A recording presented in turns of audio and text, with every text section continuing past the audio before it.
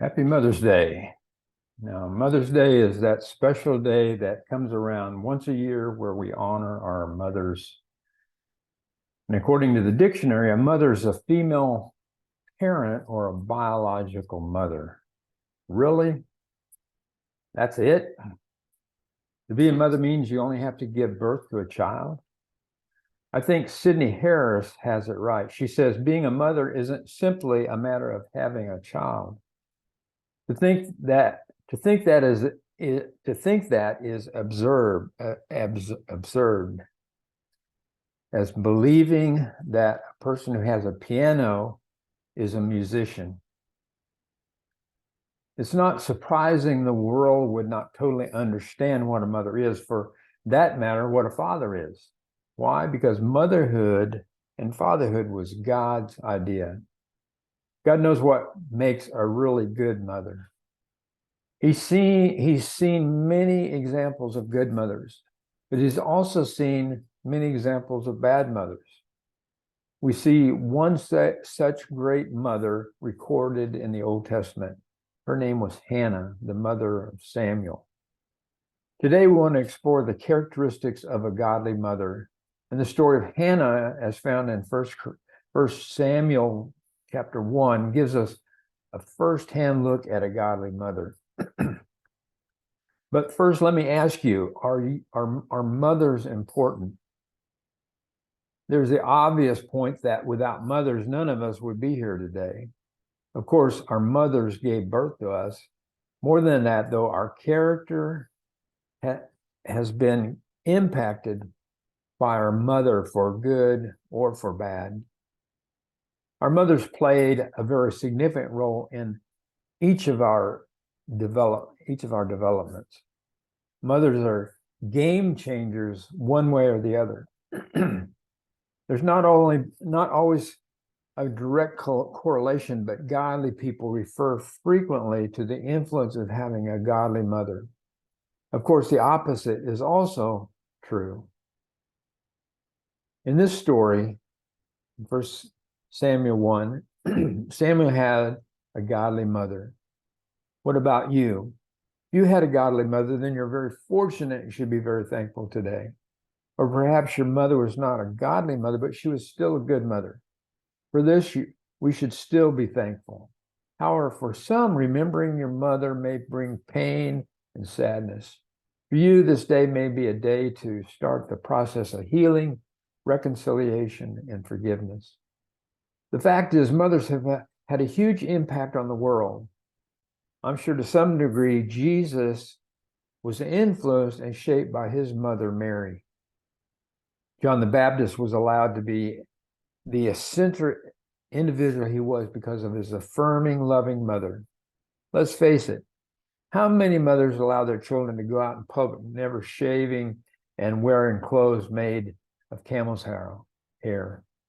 How many mothers would tell their best friends, you packed your son's lunchbox with his favorite meal of locust and wild honey?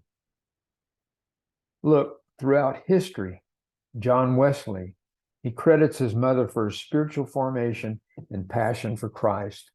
That experience can be told time and time again. On the other side of the coin, there are mothers who have had a negative impact on their children. Who would have liked to have Jezebel as a mother? David Koresh, the cult leader in Waco, Texas, spoke about his mother his mother never protected him from the abuse of her live-in boyfriend. To be a mother is a major influencer on the world. Mothers play a primary role in molding and shaping the lives of countless people. Yet it seems today that in this day and age, motherhood is considered to be something that is no longer valued. To be a mother is no less important than a career to be a mother is to be less important than a career or finding out who you really are. By the way, the same is true for fathers. Hollywood often portrays motherhood in the same light as slavery or some form of bondage instituted by men. It seems motherhood and children simply get in the way of a woman living her life. However, motherhood is something God created and saw as good. Therefore, the first point I want to make is that mothers are important. To be a mother it's a very good thing. So what made Hannah a great mother? What can we learn about godly motherhood from her? Mothers matter when they're committed to God and prayer. Even in her deepest anguish, Hannah was committed to God and prayer. Her heartfelt pain and shame was that she had no children. On top of this, she had to endure the daily taunting of Penina, mocking her barrenness, particularly when they went to the house of the Lord each year. The mocking continued even after she arrived at the temple to pray. Eli the priest accused her of being drunk. Nevertheless, she continued to pray earnestly, humbly, trusting God. And God heard Hannah's prayer. Most of you know that our son, when he was in high school, he got involved in drugs. His life was on a downward spiral. Many people had given up hope on him of ever changing. It would have been easy for Jackie and I to have given up hope. Instead, we continued to pray for him. We always did our best to keep the lines of communication open. He was comfortable telling us things that many times it was hard for us to hear and we disagreed with. In those instances, we would state what we believed, but in a loving, non-judgmental way. We did our best to not enable him in his drug addiction. The point is, Jackie and I did not give up on him, and we continued to pray for him. Eventually, things got so bad that he was facing the possibility of prison. And that is when he came to his senses. God had finally got his attention.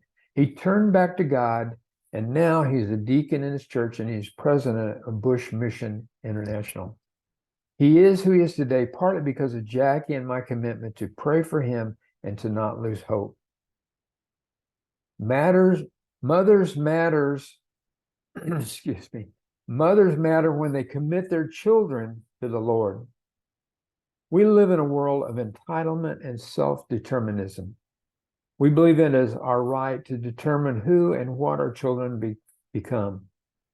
This is a far cry from the biblical position of seeing all things as a gift from God, and that we are to submit to God's will and how we live and how we determine how things are used or how others are to live their lives.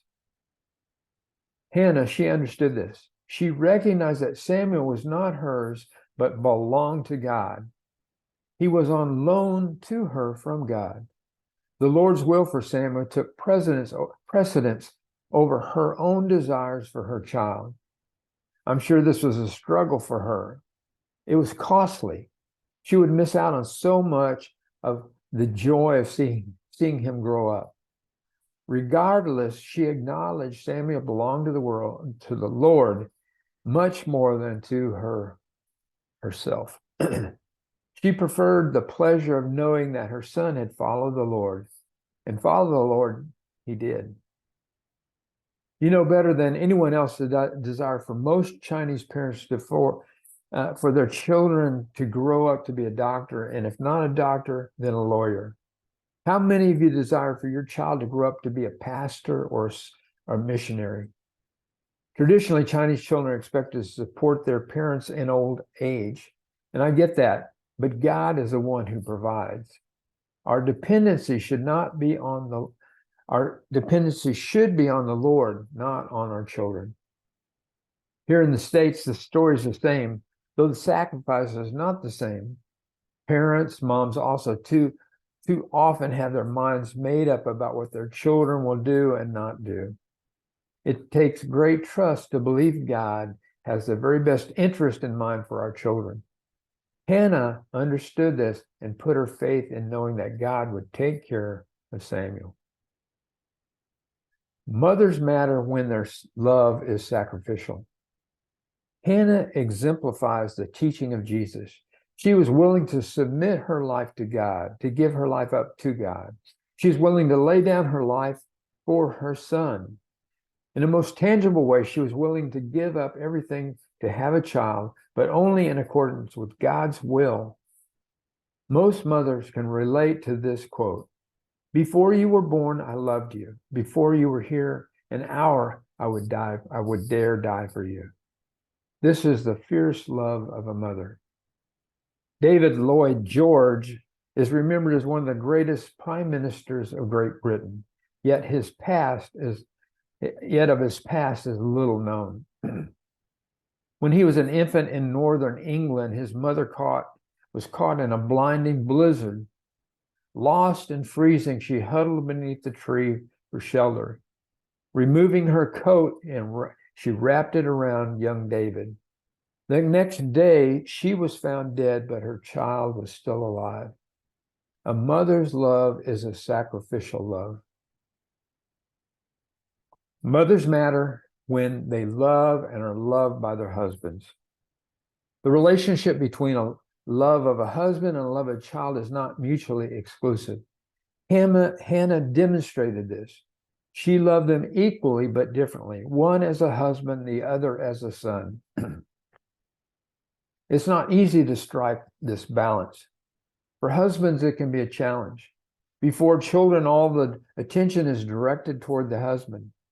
After children, the mother's love is split between the child and the husband. Husbands, you must continue to love your child, support her financially as well as emotionally. The best mothers have the support and love from their husbands. Elkanah, Hannah's husband, knew it would be difficult for Hannah to give up Samuel. But he had faith and he said, do what seems best to you. Stay here until you have weaned him. Only may the Lord make good his word. It also would have been difficult for Elkanah to give up Samuel. Samuel was his firstborn male and his rightful heir. Elkanah had faith in God and Hannah's decision. Not only did he have faith in Hannah, but he loved her. Why?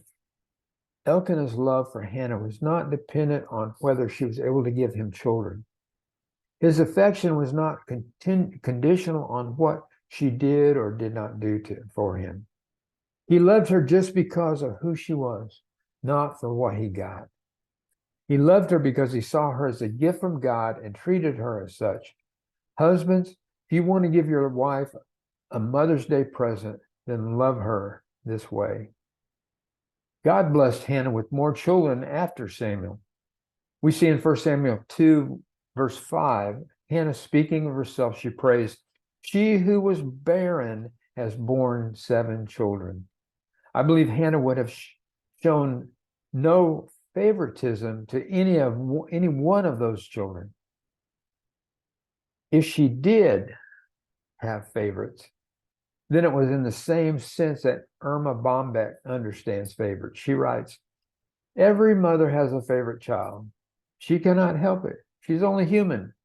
I have mine, the child for whom I feel a special closeness, with whom I share a love that no one else could possibly understand.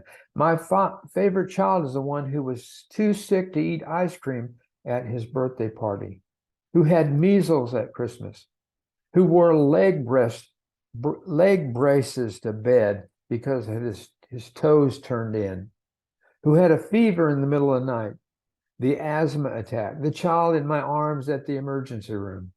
My favorite child spent Christmas alone from the family, was stranded after the ball game with the gas tank on E, lost the money for his class ring. My favorite child is the one who messed up at the piano recital, misspelled committee in a spelling bee, ran the wrong way with the football, and had his bike stolen because of his carelessness. My favorite child is the one I punished for lying, grounded for insensitivity to other people's feelings, and informed he was a royal pain to our entire family. My favorite child slammed the doors in frustration, cried when she didn't think I saw her, withdrew and said she could not talk to me. My favorite child always needed a haircut, had hair that wouldn't curl, had no date on Saturday night, and a car that cost $600 to fix. My favorite child was selfish, immature, bad-tempered, and self-centered. He was vulnerable, lonely, unsure of what he was doing in the world, and quit and the world, and quite wonderful. All mothers have their favorite child. It is always the same one, the one who needs you at the moment, who needs you for whatever reason, to cling to shout at, to hurt, to hug, to flatter, but mostly just to be there. Mothers matter, and we should honor them. For many of us, our mothers are getting older, and we're now becoming more and more responsible to take care of them. This is a normal part of life. They have given much, and now they are to receive much. So the cycle continues. So how do we remain a daughter or a son to our mother when she's older?